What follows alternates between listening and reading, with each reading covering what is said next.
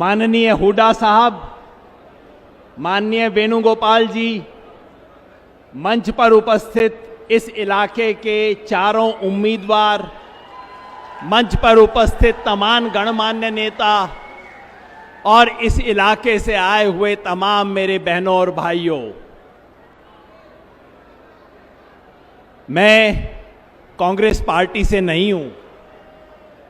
यहां के साथी बताएंगे, हमने कई बार कांग्रेस का विरोध भी किया है, लेकिन आज मैं कांग्रेस का वोट मांगने के लिए क्यों आया हूं आपके बीच? इसलिए कि आज इस देश में और हरियाणा प्रदेश में झूठ की सरकार है, लूट की सरकार है और फूट की सरकार है। इस सरकार को उखाड़ फेंकने के लिए, निवेदन करने के लिए आपके यहां का बच्चा, यहां रेवाड़ी के पास सहारणवास गांव का बच्चा आपके सामने हाथ जोड़ के खड़ा हूं। राहुल जी, ये जो तीनों समस्याएं हैं उसका बहुत बड़ा शिकार है ये दक्षिण हरियाणा। झूठ का शिकार इसलिए है कि यहीं रेवाड़ी से नरेंद्र मोदी जी ने अपना प्रधानमंत्री बनने का सिलसिला शुरू किया था। कहा था इस इलाके के सेनानियों को मैं ये दूंगा वो दूंगा, और दिया क्या? अग्निवीर की स्कीम दी। 20 साल की नौकरी को खत्म करके ठेके की 4 साल की नौकरी दी, और इस इलाके में 1,500-2 हजार भर्तियां हर साल होती थीं, उसको घटा के 400-500 कर दिया। इसलिए ये झूठ की सरकार है। आपके बीच इसलिए हूं कि राहुल गांधी और कांग्रेस पार्टी ने वायदा किया है कि अग्निवीर स्कीम को खत्म करेंगे, प्रॉपर भर्ती शुरू करेंगे। इस लूट का शिकार भी ये दक्षिण हरियाणा है। ये कोई धान का प्रदेश नहीं है, ये बाजरा का, सरसों का और थोड़ा गेहूं का प्रदेश है। किसानों को कभी फसल का दाम मिल जाता है, कभी नहीं मिलता। सही बात है ना? और बीजेपी से कहो किसान को दाम दो, कहते हैं हां दे देंगे, भीख की तरह देंगे, कभी कभी देंगे।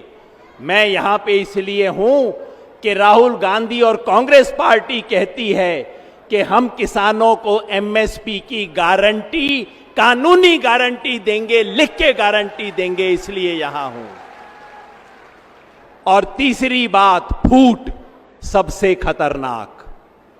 झूठ और लूट का तो फिर भी मुकाबला हो जाता है, लेकिन जो भाई भाई को लड़ाए उसका कोई मुकाबला नहीं है।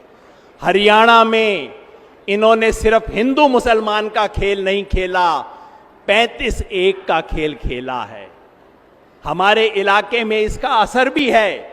इसलिए मैं यहां के सभी लोगों को कहना चाहता हूं, हमारे इलाके की सरदारी बैठी है, सबको याद दिलाना चाहता हूं, भाई एक नाम याद रख लेना। जब इस रैली से वापस जाओ तो किसी बच्चे को कहना, YouTube पे आपको दिखा देगा। क्या नाम? मंगेश यादव।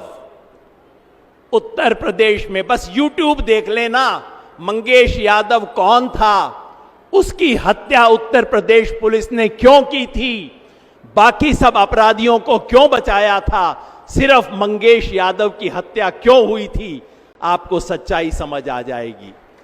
और सच्चाई ये है, जैसे हरियाणा में जाट समाज के खिलाफ सब लोगों को भड़काती है बीजेपी, ठीक उसी तरह उत्तर प्रदेश और बिहार में यादवों के खिलाफ भड़काने का काम बीजेपी करती है। ये बात गांव-गांव तक पहुंचाना आप। भाई ये किसी के सच्चे नहीं हैं, ये सिर्फ कुर्सी के सच्चे हैं। भाई भाई को भिड़ाने वाले लोग हैं, हमें इसके चंगुल में नहीं आना। बस एक आखिरी बात और, इस इलाके में लूट, झूठ और फूट के अलावा एक समस्या और है, यहां राजशाही भी है। कड़वी बात है मैं कह दूं, हमारी बहन अनीता बैठी हैं, ये अटेली वाली हैं, ये राजशाही खत्म करेंगी ऐसी मेरी उम्मीद है। होगी? कड़वी बात यह है 70 साल से देश आजाद हो गया, लेकिन ये हमारा दक्षिण हरियाणा जो अहीरवाल कहते हैं ये आजाद ना हुआ।